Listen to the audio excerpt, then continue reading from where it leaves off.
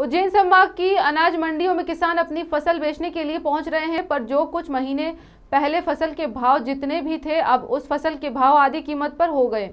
उज्जैन संभाग में करीब 6 जिले और 30 से ज्यादा तहसील है और इस समय सभी उज्जैन संभाग में आने वाली अनाज मंडियों में किसान अपनी फसल सोयाबीन की बेचने के लिए पहुंच रहे हैं और अनाज मंडियों में बड़ी संख्या में किसानों को अपनी सोयाबीन की फसल बेचते हुए देखा जा सकता है। पर जो सोयाबीन की फसल 2 महीने पहले करीब 9,000 प्रति क्विंटल से ऊपर बिक रही थी और सोयाबीन के भाव में तेजी थी, पर इस समय नई फसल आ चुकी है और किसान अपनी फसल मंडियों में बेचने के लिए पहुंच रहे हैं। पर सोयाबीन की नई फसल का भाव इस समय आधी कीमत पर 4,000 रुपये प्रति क्विंटल से कुछ ऊपर है। अभी 4500 का भाव है सोयाबीन का। आज अभी मंडी बेच के आया हमें देवास मंडी में।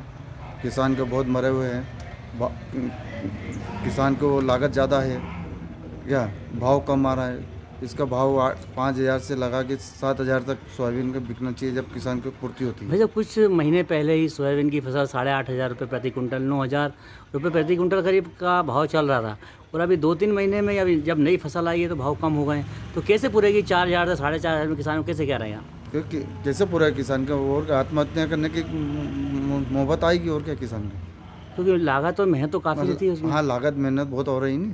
अच्छा, दवाई खर्चा बहुत हो रहा है, कटाई हो रही है, हार्वेस्टर्स की कटाई महंगी पड़ रही है, तो भाव कम हो गया। भाव कम हो गया, क्या पूरेगा बताओ। उज्जैन से वीरेंद्र शर्मा की रिपोर्ट।